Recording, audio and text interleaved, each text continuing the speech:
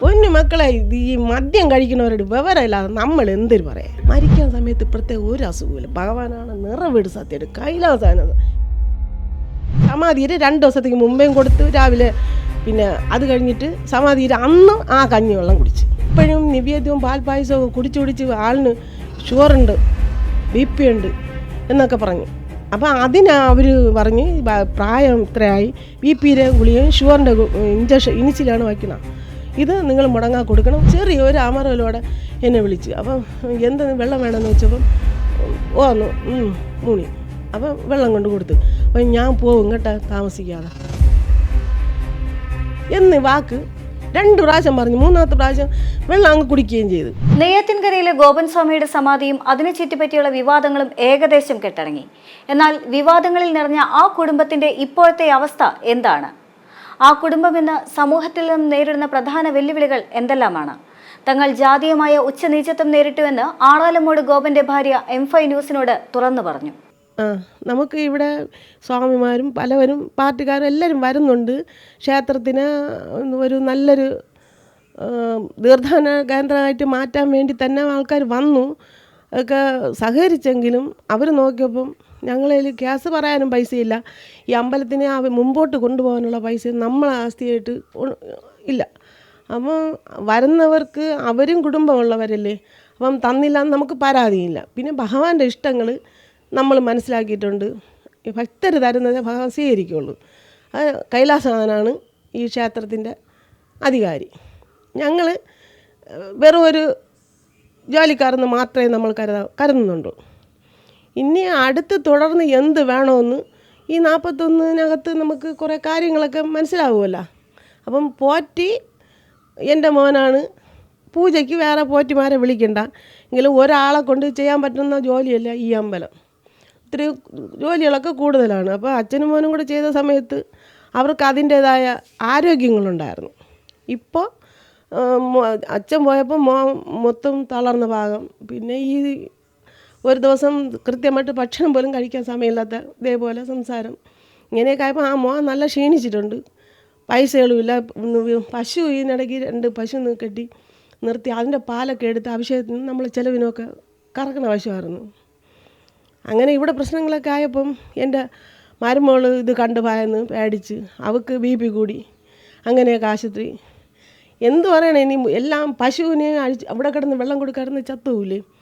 അങ്ങനെ അഴിച്ചുകൊണ്ട് വേറെ ഈ പശു കെട്ടുന്നവരെ എന്നെ കൊണ്ടുപോയി വിളിച്ച് പറഞ്ഞ് പിടിച്ചുകൊണ്ട് പോയി. ഇനി അടുത്ത് ഞങ്ങൾക്ക് വരുമാനം ഒന്നേന്ന് ഉണ്ടാകണം. അപ്പം ഇതൊക്കെ മനസ്സിലാക്കി നിന്ന പാർട്ടിക്കാരെ അവർ ഈ കുടുംബ ആസ്തി ഉള്ളവർ എത്ര പേരുണ്ട്. RS-ആയിട്ടാണ് ഇവർക്ക് കൂട്ടും. അവർ ഇങ്ങനെ ബയോടെക്കിനും ഇങ്ങനെ യോഗയും വൈദ്യ ചികിത്സയൊക്കെ മുമ്പ് പഠിച്ചിട്ടൊക്കെ ഉണ്ട്. യോഗ അറിയാം. പിന്നെ അത് കഴിഞ്ഞിട്ട് ഈ RS-ൻ്റെ പാർട്ടി ഒക്കെ മുമ്പൊക്കെ പൊയ്ക്കൊണ്ടിരുന്നു. പിന്നെ ഈ അമ്പലമായിട്ട് അടുത്ത് പ്രായങ്ങളും കഴിഞ്ഞ് പിന്നെ അതിന് വേണ്ടി അങ്ങ് പോയി. അത് കഴിഞ്ഞിട്ട് ഇവർക്ക് കൂടുതലും ധ്യാനമൊക്കെ ഉള്ളതുകൊണ്ട് സമയവുമില്ല. പെൻഷനായി. ഈ ചുമട്ട് തൊഴിലാളിയായിരുന്നു, പെൻഷനായി. പിന്നെ ഞാൻ തയ്ക്കും, എൻ്റെ ഭർത്താവ് വിറവ് കീറി വിറ്റ് പൈസയൊക്കെ ഉണ്ടാക്കി കിട്ടുന്ന പൈസ എത്ര കിട്ടിയാലും പിന്നെ എൻ്റെ കുടുംബ വീട് ഇവർ വസ്തു ഒക്കെ അവരെ കുടുംബ വീട്ടിൻ്റെ ഇടയ്ക്ക് അവിടെ വാങ്ങിച്ച് ഈ വയലൊക്കെ കുറച്ച് പൈസയ്ക്ക് കിട്ടും. അപ്പോഴൊക്കെ നമ്മൾ വിറ്റപ്പം ഇത്തിരി പൈസ അമ്പലത്തിൽ വേണ്ടെന്ന് പറയുമ്പോൾ നമുക്ക് പൈസയൊക്കെ വിൽക്കും. അങ്ങനെ അവിടെ 2-3 അടുത്ത് കിടന്ന് ഈ ഇവിടെ ഇരിക്കുന്ന 16 സെൻറ്റ് ഒരു ഘട്ടം, ക്ഷേത്രം ഇരിക്കുന്നിടത്ത് 10 സെൻറ്റ് ഒരു ഘട്ടം.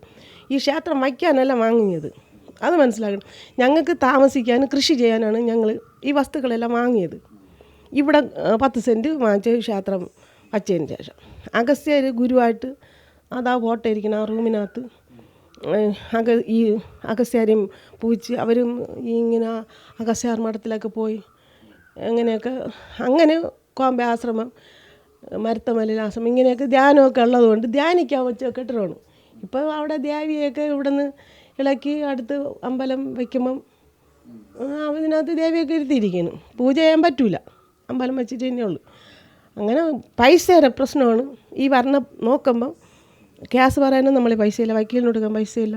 നോക്കുമ്പം ഇവിടെ ഈ 16 എന്തോ ഇങ്ങനെ ഒരു വരുന്നവർക്ക് എന്തെങ്കിലും ആഹാരം കൊടുക്കാൻ നമ്മളുടെ ആൾക്കാരെങ്കിൽ ആരെങ്കിലും മുന്നിട്ടിറങ്ങിയല്ലേ ഇതൊക്കെ ചെയ്യാം. സാമ്പത്തികം ഞാൻ പറഞ്ഞില്ലേ, ഒരു മരം വാങ്ങിക്കും, കുറച്ച് പൈസ ഉണ്ടാക്കി അതിനെ കീറി തടിയെ ഫർണിച്ചറാക്കും, വിറവിനെ വെട്ടിക്കീറി എൻ്റെ കൊണ്ടിട്ട് ഞാൻ തയ്ക്കും. ഞാൻ ഈ ഉള്ള ഇടയിൽ വരണവർക്ക് തൂക്കി വിറവായിട്ട് കൊടുക്കും. ഇങ്ങനെ നമ്മൾ പൈസ ഉണ്ടാക്കി യൂണിയൻ ജോലി ഉണ്ടായിരുന്നു. പിന്നെ ഈ വയലിലൊക്കെ വന്ന് കൃഷിയൊക്കെ ചെയ്യും. സമയം ഉള്ളതുപോലെ അവർ പൈസ ഉണ്ടാക്കി പിന്നെ ഈ KSFിൻ്റെ ചിട്ടിയൊക്കെ ഇങ്ങനെ കെട്ടിക്കൊണ്ടിരിക്കും. പൈസ കിട്ടുമ്പോൾ ഒരു ഘട്ടം ആ വാനം വെട്ടി ഇട്ടിട്ട് ഇവർ തന്നെ വാനത്തിൻ്റെ മണ്ണെടുത്ത് പിന്നെ കുറച്ച് 2-3 വരെ നിർത്തി വാനം നിറയ്ക്കും. പിന്നെ അത് കഴിഞ്ഞിട്ട് അടുത്ത് കരിങ്കല്ല് ഇറക്കി പ്രതിഷ്ഠ ചെയ്ത് എൻ്റെ ഭർത്താവ് തന്നെ.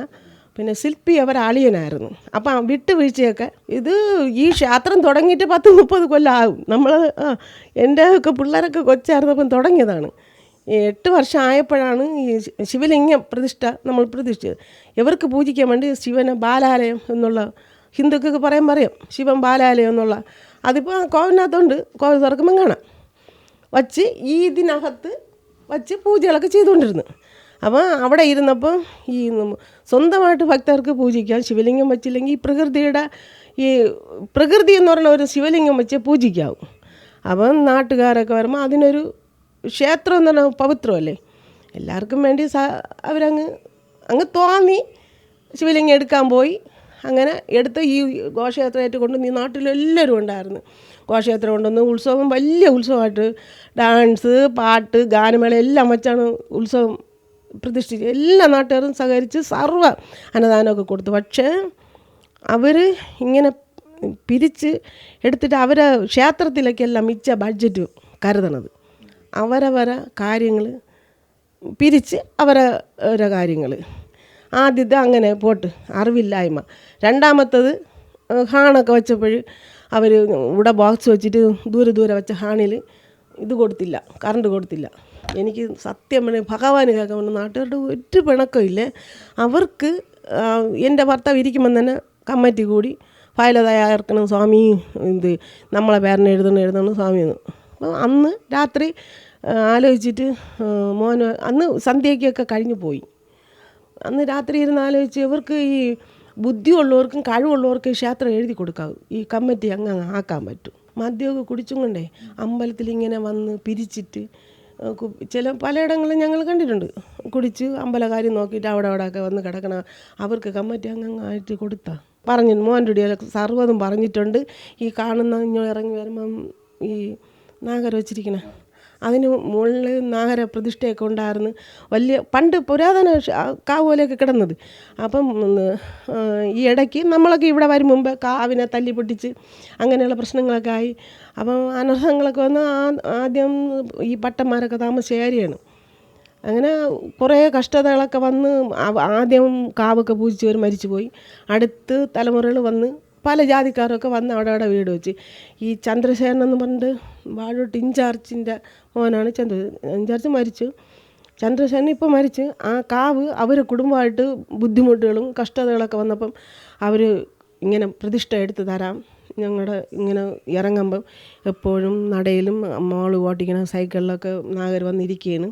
അവർക്ക് നാഗർക്കാവ് അവിടെ ഇറങ്ങി വരുമ്പം വലതുവശത്ത് ഇങ്ങോട്ട് വരുമ്പം കുളം എന്നുണ്ട് അഡ്രസ്സ്. അപ്പോൾ പിന്നെ ഇതൊക്കെ ചന്ദ്രശേഖരൻ പറഞ്ഞു, സ്വാമി ഒരു രാത്രി വന്ന് പറയണം സ്വാമി കേസൊക്കെ ആയി, ഒരു മുസ്ലിം ആ കുളം വാങ്ങിച്ചതുകൊണ്ട് എന്തൊക്കെ പ്രശ്നങ്ങളായി. അപ്പം പിന്നെ ഞാൻ തയ്ക്കുന്നതുകൊണ്ട് കൂടുതലും ഇവരൊക്കെ ഇങ്ങനെയൊക്കെ പറയണമെങ്കിൽ ഞാൻ പുറത്ത് എൻ്റെ ജോലി അങ്ങ് ഞാൻ ചെയ്യും. പിന്നെ വീട്ടു ജോലിയുണ്ട്, പിള്ളേരെ കാര്യം നോക്കണതുകൊണ്ട് ഞാൻ കൂടുതൽ ആണുങ്ങളായിട്ട് സംസാരിക്കുമ്പോഴൊന്നും കൂടുതൽ വെളിയിറങ്ങി അങ്ങനെയൊന്നും പോയില്ല. നമ്മളെ കാര്യം മുടങ്ങാതെ നടക്കണം. അപ്പോൾ ഇവർ ഇറങ്ങിയ കാര്യം ഭഗവാന്റെ കാര്യമായിട്ട് അതിന് ഞാൻ എന്നാൽ കഴിയുന്നുള്ള സപ്പോർട്ട് ഞാൻ ചെയ്യും. എനിക്ക് 6 മൂട്ടി വീടുണ്ട്, അതൊക്കെ വിറ്റ് ഇവിടെയൊക്കെ കുറേ കോവിൻ്റെ സാധനത്തിനൊക്കെ പൈസയൊക്കെ ചിലതൊക്കെ കിട്ടി. ഇത് വലിയ വീടായിരുന്നു. വച്ചപ്പം പൈസ കുറച്ചൊക്കെ ആഭരണം പോലെ. ഇപ്പം ആഭരണത്തിന് വില കൂടിയാൽ വീട് വിറ്റപ്പോൾ നല്ല പൈസ കിട്ടി. അത് 6 മൂട്ടിൽ നിന്ന് ഇറങ്ങുന്ന സമയം.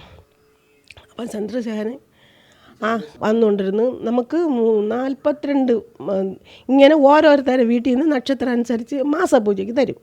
അങ്ങനെ ഒരു മാസത്തിൽ 2-3 പൂജ കാണും. ഒരു മാസം നമുക്ക് 10-40 പൂജ ഉണ്ടായിരുന്നു. എല്ലാ ദിവസവും നടയും തുറക്കും. പിന്നെ അത് കഴിഞ്ഞിട്ട് ശ്രീവേലി നടത്തും. അത് കഴിഞ്ഞിട്ട് വെളുപ്പിലെ നട തുറന്ന് പൂജ തുടങ്ങിയ 11 മണി 11 ശ്രീവേലി കഴിഞ്ഞ നട അടയ്ക്കുള്ളൂ. അങ്ങനെയൊക്കെ ആറാൽ മുട്ടി പോയിട്ട് ഇങ്ങനെയൊക്കെ വരാൻ ബുദ്ധിമുട്ടാണ്ടാണ് ഇവിടെ ഒരു ചെറിയൊരു ഷീറ്റിട്ട വീട്ടിൽ ഞങ്ങൾ അച്ഛനും മക്കളൊക്കെ താമസിച്ചെങ്കിലും നമുക്ക് സൗകര്യം ഇതാണെന്ന് പറഞ്ഞാൽ അവിടെ വിറ്റത് ഇവിടെ താമസിക്കാൻ വേണ്ടി. അങ്ങനെയൊക്കെ നല്ല കൂട്ടായിരുന്നു. നല്ല ആദ്യത്തെ കമ്മിറ്റി അംഗത്തിൻ്റെ പേര് ഇപ്പോഴും ഉണ്ട് ഫയലിൽ. ആ റെക്കോർഡൊക്കെ വന്നാലേ എടുക്കാൻ പറ്റും. അവരെല്ലാവരും നല്ല പോലീസ് ഉദ്യോഗസ്ഥരുള്ളവരൊക്കെ ആയിരുന്നു അങ്ങനെയാ നിന്നത്. അപ്പം ഈ നാട്ടുകാർ വലിയ ആൾക്കാരുടെ ഈ നമ്മൾ നാടാരാണ് അവരുടെ ഒക്കെ ഇങ്ങനെയൊക്കെ അങ്ങായപ്പം ചെറിയവർക്ക് അവരെ തോന്നിയ ക്ഷേത്രത്തിൽ നടത്താൻ പറ്റുമെന്നായി. വലിയ ആൾക്കാർ നിൽക്കുമ്പം അങ്ങനെയൊക്കെ കാര്യങ്ങൾ കാണും. ഇല്ലെങ്കിൽ ഇങ്ങനെയൊന്നും കാണിക്കില്ല. ഓരോരുത്തർ വരുമ്പോൾ അവിടെ എന്തിരിക്കുന്നു നിങ്ങളിവിടെ പോകണം 10 പേര് പറയുമ്പോൾ നാണക്കേട് ഉണ്ടായിട്ട് ഞങ്ങൾ ചെവി കൊണ്ട് കേട്ടതുണ്ട്, പറയണവരുണ്ട്. ഇവിടെ എന്തിരിക്കുന്നു, ഇവിടെ ആരിരിക്കണം, നിങ്ങൾക്ക് നാണമില്ല, നാടാൻ പൂജിക്കണം. നാടാന്നല്ല വിളിക്കുന്നത്, ചാന്നാനെന്നാണ് പറയണത്. ചാന്നാൻ പൂജിക്കുന്നിടത്ത് അവിടെ എന്തിരിക്കണമെന്നാണ് കേൾക്കുന്നത്. അതാണ് നമുക്ക് പിന്നെ നമുക്ക് വിഷമം കൊണ്ട് നമ്മൾ പൂജയ്ക്ക് തരും. ഫോൺ വിളിച്ച് പറയും, രാജസേന എൻ്റെ മോൾക്ക് ഇങ്ങനെ പൂജ. അങ്ങനെ മോൻ പൂജയും കഴിഞ്ഞിട്ട് കാപ്പിയും കുടിച്ച് അവർ വീട്ടിൽ 1-2 പ്രാവശ്യവും പോയി. അപ്പം ഇങ്ങനെ മോൻ പറയും, ഇങ്ങനെ പൂജ കഴിഞ്ഞ് ഭക്തർ വന്ന് തൊഴുത് പ്രസാദം വാങ്ങിക്കണമെന്ന് നിങ്ങളുടെ വീട്ടിൻ്റെ ഐശ്വര്യം. പൂജ കഴിഞ്ഞ് ഇനി ഞാൻ കൊണ്ടുവരില്ല, നിങ്ങൾക്ക് പൂജയ്ക്ക് വേണമെങ്കിൽ അമ്പലത്തിൽ വന്ന് വാങ്ങണം. പിന്നെ ഈ ഓരോരുത്തർ പറഞ്ഞ് നാണക്കേടുണ്ടായിരിക്കും. പിന്നെ പ്രധാന ചുരിദാറിട്ട് കയറില്ല. അങ്ങനെയും നമ്മളെ ഭാഗത്ത് തെറ്റുണ്ട്. നമ്മൾ ഈ ആചാരമര്യാദയോടെ ആണ് ഭഗവാനെ കൈലാസനത്തോടെ ഇത് കൈലാസത്തിൽ നിന്ന് ചെന്ന് കൈലാസന വന്നതുപോലെയാണ്. അങ്ങനെ അത്രയും ബഹുമതിയോടെ തൊഴുമ്പോൾ അതിൻ്റെ പുണ്യം നിങ്ങൾക്ക് കിട്ടും. പിന്നെ അവരെന്ത് വിചാരിച്ചാലും ഗണേശൻ്റെ ദേഹം കൊണ്ട് അടിച്ചാൽ അത് നടക്കും. മംഗല്യ പൂജ ഇങ്ങനെയൊക്കെ വരുമ്പോൾ അവർ 7 ആഴ്ച എന്തോ പിച്ചിപ്പൂ കൊണ്ടുവന്ന് പൂജ ചെയ്യുമ്പോൾ അവർക്ക് മംഗല്യം. ആ പൂജ തീരുമ്പോൾ സംബന്ധം ഉറയ്ക്കും. ഇങ്ങനെയൊക്കെ നല്ല കാര്യങ്ങൾ ചെയ്തുകൊണ്ടിരുന്നു. അമ്മയല്ല, എൻ്റെ മോനും റെസ്റ്റാണ്. ഈ ഗോപസ്വാമി എന്ന് റെസ്റ്റ് വെച്ചിട്ടുണ്ട്. അതിൻ്റെ അധികാരി പൂജ ചെയ്യുന്ന രാജസേന പേര് വെച്ചിട്ടുണ്ട്. അപ്പം ഇതിൻ്റെ പേരിൽ എത്ര റെസ്റ്റ് ആണെങ്കിലും ക്ഷേത്രത്തിൽ നിന്ന് എടുക്കാമല്ല. ഈ റെസ്റ്റേ നമ്മളിങ്ങനെ അധികാരം വച്ചിട്ടുണ്ടെങ്കിലും ഈ ഗോപസ്വാമിയുടെ പേര് വെച്ച് അപ്പോൾ ഇത് ഇങ്ങനെ ആ പാർട്ടികൾ പറഞ്ഞെങ്കിലും ഇങ്ങനെ നാട്ടുകാർ 2 അഭിപ്രായമാണ്. അതുകൊണ്ട് ഈ നാട്ടുകാരാണ് ഇനി അടുത്ത് ഈ പാർട്ടിക്കാർ വിലയിരുത്തണം. ജാതി മാത്രമല്ല മോളെ, ഈ 2ാമത്തെ മതിൽ മുറിച്ച് അവർക്ക് റോഡ് കൊടുക്കണം. 1 നാട്ടുകാർക്ക് പിരിച്ച് അവരുടെ വീട്ടു ചെലവ് നടത്തി അമ്പലത്തിന് അവർക്ക് ഇങ്ങനെ ഫയൽ അവരെ കൊടുക്കണം. ഇതിൻ്റെ ഫയലേ സർവ്വ സ്വാതന്ത്ര്യം. അപ്പോൾ വേറെ പോറ്റി വയ്ക്കാമെന്നൊക്കെ പറഞ്ഞു. അങ്ങനെയൊക്കെയാണ് നമ്മൾ. അച്ഛൻ പറഞ്ഞ് അത്ര ഗതികേടൊന്നും വന്നില്ല. മഹേശ്വരൻ നമ്പൂരി തിരുവനന്തപുരത്ത് ഇവിടെ പത്മനാഭസ്വാമി ക്ഷേത്രത്തിൻ്റെ അവിടെ മഹേശ്വരൻ നമ്പൂരി ഈ ഇങ്ങനെ പൂജ പഠിക്കുന്ന മഠമുണ്ട്. അങ്ങനെ ചെന്ന് പഠിച്ച് അവൻ എല്ലാ കാര്യങ്ങളും പ്രതിഷ്ഠയൊക്കെ എല്ലാ അച്ഛനും മോനും കൂടെയാണ് കൊണ്ടുവന്നത്. ശില്പി അതിന് ചെവിറിലൊക്കെ ആക്കിയെങ്കിലും ഡിസൈനെല്ലാം ശില്പിമാരും ഒത്തമാരും ചെയ്തെങ്കിലും ഈ കാണുന്ന കട്ടള ഈ മതിലിൻ്റെ കട്ടള എല്ലാം ശിവലിംഗം വരെ അച്ഛനും മോൻ്റെ ഐഡിയയിലാണ്. അവർക്ക് ഒരവസ്ഥ നിലയെന്ന് പറഞ്ഞാൽ കാഴ്ച 78 വയസ്സ് ഇനി പറഞ്ഞ ഈ ഏപ്രിൽ മേലാവും. ഇതുണ്ട് കാഴ്ചയ്ക്ക് മങ്ങലുണ്ട്. അപ്പം തിമിരമെന്ന് പറഞ്ഞ് ഞങ്ങൾ കണ്ണിൽ ഈ തുള്ളി മരുന്ന് ഒഴിച്ചു കൊടുക്കുന്നുണ്ട്. പിന്നെ ചാടി ഓടി നമ്മളെപ്പോലെ ഇറങ്ങി എനിക്ക് ഇപ്പം വയ്യ, എനിക്ക് നടക്കാൻ തന്നെ വയ്യ, ഇരുന്നപ്പോഴാണ് ശ്വാസം നേരെ വരുന്നത്. പിന്നെ 2ാമത്തെ കാര്യം, പിന്നെ ഇവർക്ക് ഈ കാലിൻ്റെ ബാക്കിൽ ഈ കാവിൻ്റെ അവിടെ കേസൊക്കെ പറഞ്ഞ് വിജയിച്ച് കേസ് പറഞ്ഞാണ് അവിടെ ചന്ദ്രസേന രാത്രി വന്ന് പറഞ്ഞ് സ്വാമി ഞാൻ നാഗര വിഗ്രഹം വാങ്ങിച്ചു തരാം, എന്തായാലും സ്വാമിയുടെ പേരിന് ഞാൻ എഴുതി. അങ്ങേരെ വസ്തുവാണ് ആ നാഗരിയിരിക്കുന്നത് ചന്ദ്രസേന എന്ന് പറഞ്ഞാൽ. അങ്ങേര് അവിടെ മുസ്ലിം അവിടെ വഴക്കുകളുണ്ടാക്കി അവിടെ ഒരു കുളം അവർ വാങ്ങിച്ച് അങ്ങനെ. അപ്പോൾ ഓടിക്കൊണ്ടുവന്ന് സ്വാമി ഞാൻ എൻ്റെ പേരിലിരിക്കുന്ന വസ്തു നാഗര പ്രതിഷ്ഠ ഈ ചന്ദ്രസേന വാങ്ങിച്ച് പ്രതിഷ്ഠ ചെയ്തതിന് ശേഷം വഴക്കിളക്കായി അങ്ങേര് ഇവൻ്റെ ഭർത്താവിന് അങ്ങ് എഴുതിയും കൊടുത്തു. മനസ്സിലാക്കണം. അപ്പോൾ അവരെ വസ്തു ഇതിൻ്റെ ഇങ്ങനെ ഇടതുവശത്ത് കിടക്കണം. അങ്ങേരും കൂടെ ഒക്കെ കേസ് വന്നപ്പോൾ അവർക്ക് റോഡ് വേണം. ഒരു റോഡുണ്ടെങ്കിലേ വസ്തുവിൻ്റെ ഫലമുള്ളൂ. അങ്ങനെ ഈ നാട്ടുകാർ അവരവരെ വസ്തു ഈ ഇപ്പുറത്ത് കിടക്കുന്ന വസ്തു വേറെ അവരൊക്കെ പറഞ്ഞ് സ്വാമി ഒരു റോഡല്ലേ നല്ലത്, നടന്ന് വരാൻ പറ്റില്ല, വയലായിരുന്നു, വരമ്പിൽ കൂടെ ചാടി ചാടി വരാൻ പറ്റില്ല. അപ്പോൾ റോഡല്ലേ നല്ലതെന്ന് പറഞ്ഞാൽ രണ്ട് സൈഡിൽ നിന്ന് ആൾക്കാർ കൂടെ സപ്പോർട്ട് നിന്ന് കേസ് ജയിച്ച് റോഡ് ഭവൻ്റെ നേരെയായി. ഇനി ഇവിടുന്ന് വന്ന റോഡ് ഇടയ്ക്ക് ഒരു കഴിഞ്ഞ വർഷം മുതൽ അവരവിടെ നിന്ന് സാധനങ്ങളൊക്കെ ഇവിടെ കൊണ്ടിട്ടിട്ട് അങ്ങ് ചുമക്കും. അവരുടെ വീട്ടിൽ എന്തെങ്കിലുമൊക്കെ അത് തന്നെ ആരോഗ്യമൊക്കെ ഉണ്ടായിരുന്നു. അങ്ങനെ അവിടെ കല്ല് കെട്ടിക്കൊണ്ടുവന്ന് ഒരു ചെറിയ കല്ലിൻ്റെ പൊടി കാലിൻ്റെ ഇങ്ങനെ ഉപ്പിറ്റിയിട്ട് അവിടെ ഒരു കൊച്ചു കല്ല്, ഇത് സാരമല്ല ഇവർ കൊണ്ടിടന്ന് ഈ കാലിൽ ആ കല്ലിൻ്റെ കരിങ്കല്ലിൻ്റെ പൊടിയല്ലേ അങ്ങനെ ഇരുന്ന് പഴുത്ത് നമ്മൾ സരസ്വതി ഹോസ്പിറ്റലിൽ പാറശാല ഉണ്ട്, അവിടെ കൊണ്ടുവന്ന് ചികിത്സ. അതിൻ്റെ റിപ്പോർട്ട് ഇപ്പം ഇത് പോലീസിന് കൊടുത്തെന്ന് പറഞ്ഞിട്ട് അങ്ങനെ ചെറിയ ബുദ്ധിമുട്ട് കുറച്ച് ദിവസം ഉണ്ടായിരുന്നു. സത്യം പറഞ്ഞാൽ ഈ കൈലാസാനാണ്. അതിനുശേഷം കയറി പൂജിച്ചു ഇരുന്ന് ആ പൂജ ചെയ്ത് ഈ മോഹൻ സാറെന്ന് പറയും പോലീസായിരുന്നു, പിന്നെ ആമേ സാറിൻ്റെ മരുമൻ, അങ്ങേരിക്ക് നൂല് വരെ കെട്ടിക്കൊടുത്ത്. അതിന് ശേഷം അല്ലെങ്കിൽ അങ്ങേര് വരുമ്പോൾ ഞാൻ അങ്ങേരെ കൂടെ നിന്ന് പറയാം. ആ കട അയച്ച് അവർ നൂല് കെട്ടി അച്ഛനും മോനും കൂടെ തന്നെ പൂജ. പിന്നെ ഈ അഭിഷേകവും ഭഗവാനും എല്ലാം ചാർത്തനയൊക്കെ മോനായിരുന്നു. കർപ്പൂര ദീപാന നിവേദ്യമൊക്കെ ഇവർ ഇരുന്ന് കൊടുക്കും. തൊട്ടിയിൽ സോപാന കല്ലിൽ കൂടെ ഇങ്ങനെ തൊട്ടി പിടിച്ച് വെള്ളം കൊണ്ട് കയറാൻ പറ്റില്ല, വെയിറ്റ് മനസ്സിലായി. ഈ കണ്ണിൻ്റെ കാഴ്ച മങ്ങലുകൊണ്ട് ഒരു പടിയിൽ ചവിട്ടാൻ അടുത്ത പടി ഇങ്ങനെ ശില്പയെ ഒന്ന് പേടിച്ച് അച്ഛാ കൈ ഒന്ന് സഹായിക്കും ഈ പടി ഇറങ്ങുമ്പോൾ, അല്ലാതെ നേരെ അങ്ങ് നടക്കും. മരിക്കാൻ സമയത്ത് പ്രത്യേക ഒരു അസുഖമില്ല. ഭഗവാനാണ് നിറവീട് സത്യമായിട്ട് കൈലാസാനത്. ഈ മരിക്കാൻ സമയത്ത് ഒരു അസുഖമില്ലായിരുന്നു. മരിക്കണേന് 2 ദിവസത്തേക്ക് മുമ്പ് ഞങ്ങൾ കള്ളം പറയണത്, ഞങ്ങൾ ഒരു കട്ടിലാണ് കിടക്കണത്. 2 ദിവസത്തേക്ക് മുമ്പ് രാത്രി വെളുപ്പാരാവിലെ ഒരു 3:15 പിന്നെ എന്നെ വിളിച്ച്. അപ്പം ചെറിയൊരു അമറലോടെ എന്നെ വിളിച്ച്. അപ്പം എന്ത് വെള്ളം വേണമെന്ന് വെച്ചപ്പം ഓന്നു മൂണി. അപ്പം വെള്ളം കൊണ്ട് കൊടുത്തു. അപ്പം ഞാൻ പോകും കേട്ടോ താമസിക്കാതെ എന്ന് വാക്ക് 2 പ്രാവശ്യം പറഞ്ഞു. 3ാമത്തെ പ്രാവശ്യം വെള്ളം അങ്ങ് കുടിക്കുകയും ചെയ്തു. കുടിച്ച് എന്നിട്ട് കിടന്നവർ പിന്നെ പിറ്റേന്ന് ഒരു കുഴപ്പമില്ല.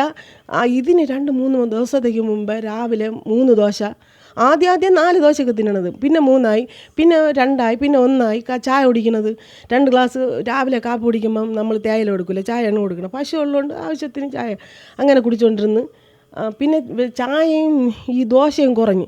അപ്പം ഒരു ദോശ തിന്ന് ഈ സമാധിയാവണേ 2 ദിവസത്തേക്ക് മുമ്പ് എൻ്റെ അടുത്ത് പറഞ്ഞ് എനിക്കിനി ദോശ വേണ്ട, എനിക്ക് നെഞ്ചിരിക്കുന്നു, എനിക്ക് കഞ്ഞി. അപ്പം മൂത്തമ്മ ഈ മാരുതി കമ്പനി പോകുമ്പോൾ രാവിലെ ചോറ് കൊടുക്കണം. അപ്പോൾ ഞാൻ കറികളൊക്കെ രാവിലെ വയ്ക്കണോണ്ട് ഇതിൽ നിന്ന് കൂട്ടുകളെല്ലാം എടുത്ത് 2 ചോറും കൂടിയിട്ട് നല്ല അഴുക വേവിച്ച് എരിശോരി കഞ്ഞി പോലെ ആണ് ഈ സമാധിയിൽ 2 ദിവസത്തേക്ക് മുമ്പേയും കൊടുത്ത് രാവിലെ. പിന്നെ അത് കഴിഞ്ഞിട്ട് സമാധിയിൽ അന്ന് ആ കഞ്ഞിവെള്ളം കുടിച്ച്. പിന്നെ ഈ എപ്പോഴും നിവേദ്യവും പാൽപ്പായസവും കുടിച്ച് ആളിന് ഈ സരസ്വതി ഹോസ്പിറ്റലിൽ വന്നപ്പം അവർ ഷുഗറുണ്ട്, BP ഉണ്ട് എന്നൊക്കെ പറഞ്ഞു. അപ്പം അതിന് അവർ പറഞ്ഞ് പ്രായം ഇത്രയായി, BP-യുടെ ഗുളികയും ഷുഗറിൻ്റെ ഇനിച്ചിലാണ് വയ്ക്കണം, ഇത് നിങ്ങൾ മുടങ്ങാൻ കൊടുക്കണം, പേപ്പർ വേണമെങ്കിൽ ഞാൻ ഇപ്പോൾ എടുത്തു തരാം. ഗുളിക കഴിച്ചു, ഇനിച്ചിലും വച്ചു. പിന്നെ ഈ കഞ്ഞി രാവിലെ ചായ കൊടുത്ത്, 2ാമത് പാല് കാച്ചി കൊടുത്തു, അത് കുറച്ച് കുടിച്ചു. അവർക്ക് കടുപ്പത്തിൽ നല്ല പഞ്ചാരയിട്ട് 1 ഗ്ലാസ് തേയില വേണം. ഈ പൂജയും കഴിഞ്ഞിട്ട് വന്ന് ഈ തേയില കുടിച്ച് കുറച്ച് കഴിഞ്ഞപ്പോൾ ഈ കഞ്ഞിയും കുടിച്ചിട്ടാണ് അച്ഛനും മോനും കൂടെ ഇറങ്ങി. എല്ലാം കഴിഞ്ഞിട്ട് പശു ഉള്ളതുകൊണ്ട് പുല്ല് പറിക്കും. അപ്പോൾ ആ സമാധി സ്ഥലം, ആ പീഠം നിങ്ങൾ കാണുമായിരുന്നു. അവർ തൃശ്ശിപീഠത്തിന് മുമ്പ് അവർ സ്വന്തമായിട്ട് അതിലിരുന്ന്, ഇത് എനിക്ക് ഇഷ്ടപ്പെട്ടില്ല, അതിലിരുന്ന് എന്ത് നല്ല ചെപ്പ് പോലെ ഇരുന്ന അതിനൊക്കെ അടിച്ചെടുത്ത് ദൂരെ എറിഞ്ഞു. മയിലാടിയിൽ നിന്ന് കൊണ്ടുവന്ന് ആരെങ്കിലും കൊണ്ട് കൃഷ്ണജല ഇങ്ങനെ പാനുള്ള എല്ലാം കൊണ്ട് വെച്ചെന്ന് അത് എന്ത് ചെയ്യുന്നതെന്തോ. പൊന്നു മക്കളെ, ഈ മദ്യം കഴിക്കുന്നവരോട് വിവരമില്ലാതെ നമ്മൾ എന്തൊരു പറയാം. ഈ മദ്യവും കഴിച്ച് ഒരുമാതിരിയുള്ള അട്ടഹാസിച്ച് നടക്കാൻ എൻ്റെ മോനെ കിട്ടൂല, എന്നെ കിട്ടൂല, എൻ്റെ ഭർത്താവിനും കിട്ടൂല. പൂജയും കാര്യങ്ങളായിട്ടൊക്കെ പോവും. അപ്പം ചുരിദാർ ഇടൽ എന്ന് പറഞ്ഞ് അതുവരെ അവർക്ക് ഇഷ്ടപ്പെട്ടില്ല. മദ്യം കഴിച്ച് അമ്പലത്തിൽ കയറുമ്പം മോൻ പറഞ്ഞിട്ടുണ്ട് മദ്യം കഴിച്ചുകൊണ്ട് അമ്പലത്തിൽ തൊഴാൻ വരല്, രണ്ടാമത് പാൻ്റ് ഇട്ടുകൊണ്ട് വരല്. പിന്നെ അത് കഴിഞ്ഞിട്ട് കമ്മിറ്റിക്ക് ഒരാൾ വന്നപ്പം എൻ്റെ പിള്ളേർ ചുരിദാറിട്ടേ വരുള്ളൂ. അന്ന് കമ്മിറ്റിക്ക് ഇരുന്ന ഒരാൾ മദ്യം കുടിച്ചുകൊണ്ട്, നിങ്ങൾ ഈ ദേവ കാര്യത്തിന് വരുമ്പോഴെങ്കിലും മദ്യം കുടിക്കാതെ, അങ്ങനെയൊക്കെ ഈ ഇപ്പം നടക്കുന്നവർക്ക് ഒരു വിശാലമായിട്ട് ജീവിക്കണം. അതിനുള്ള സ്വാതന്ത്ര്യം നമ്മൾ കൊടുത്തില്ല. അത് പരമസത്യമാണ്. കൈലാസാനാണ് ഈ റോഡ് വെച്ചാണ് അവർ ഉടക്കിയത്. ഇല്ലെങ്കിൽ ഞങ്ങൾ ഈ ഭൂമിയിൽ നിന്ന് വിളയണ സാധനങ്ങളെല്ലാം വാങ്ങിച്ച് ഇവിടെ നിന്ന് എൻ്റെ ഭർത്താവ് കൊടുക്കുമ്പം വാങ്ങിച്ച് തിന്ന് ഒരു ചെറ്റ കുടിയിൽ കിടന്ന ആളാണ്. അതൊന്നും പറഞ്ഞ കഥ ഒന്നും തീരുവില്ല. അങ്ങനെ അവർ വളർന്ന് 2 മക്കളും ഡോക്ടറായപ്പം അവരാ സ്വഭാവം അങ്ങ് മാറി. അത് അവർ ഈ അഗസ്ത്യാർ ഇരുന്ന ഭാഗമാണ് ഈ കാണുന്ന കെട്ടണം. ഇരുന്ന സമയത്ത് അപ്പം ക്ഷേത്രമൊന്നും വയ്ക്കണമെന്നല്ല, അഗസ്ത്യാർ ഒരിക്കൽ ഗുരുവായിട്ട് ധ്യാനിക്കാൻ വെച്ചതാണ്. ആ സമയത്ത് അവിടെ ചെറിയ പൂജയൊക്കെ കൊടുക്കും. കൊച്ചുമക്കൾ ചട്ടിയിട്ടും കൊണ്ട് അഗസ്ത്യാർ ചേർത്തന പൂവൊക്കെ വെച്ച് വാങ്ങിച്ച് ദേവദാരുമാർ അതാവും നിൽക്കണം. ആ മരത്തിൻ്റെ അവിടെ കൊണ്ടിടും. കൊച്ചു പിള്ളേർ വന്ന് പറക്കി പൂവൊക്കെ വെച്ച് ആയത്തൽ പനിയാകുമ്പോൾ സ്വാമി എൻ്റെ പിള്ളേക്ക് പനി മരുന്നെന്ന് വാങ്ങിച്ച് ഒരു പൂരം ഭസ്മം കൊണ്ടിട്ട് അത് ആയത്തൽ പിറ്റേന്ന് രാവിലെ അങ്ങ് സ്കൂളിൽ പോകും. അത്ര സത്യമുള്ള അഗസ്ത്യാര ഇത് അവിടെ നിന്ന് തുടർന്ന് അവരെ പൂജിച്ചുകൊണ്ടിരുന്നപ്പോൾ അവർക്ക് തോന്നി ബാലാലയം, ഇത് ഇവിടെ ഒരു ഫോട്ടോ ഉണ്ട്, ആ ഫോട്ടോ തിരുവനന്തപുരത്ത് ദൈവം കണ്ട് വാങ്ങിച്ചുകൊണ്ട് വന്ന് അതിനെ കൊണ്ടുവന്ന് ഈ ഫോട്ടോയും കൂടെ ഈ കാണുന്ന റൂമിൽ വെച്ച് വിളക്കും കത്തിച്ച് പൂജിച്ചുകൊണ്ടാണ് ഇരുന്നത്. പിന്നെ ഇങ്ങനെയൊക്കെ വരണം ഇത്രയൊക്കെ ആവണത് നമ്മൾ സ്വപ്നം കണ്ടില്ല. ഓം നമഃശിവായ. കൈലാസാനാണ് ഞാൻ ഉള്ള സത്യമാണ് പറഞ്ഞത്. ദൈവത്തിൻ്റെ മുമ്പ് നമുക്ക് കള്ളം പറഞ്ഞുകൂടാ. പറഞ്ഞാൽ നമ്മൾ ദൈവം കൊന്നുകളയും.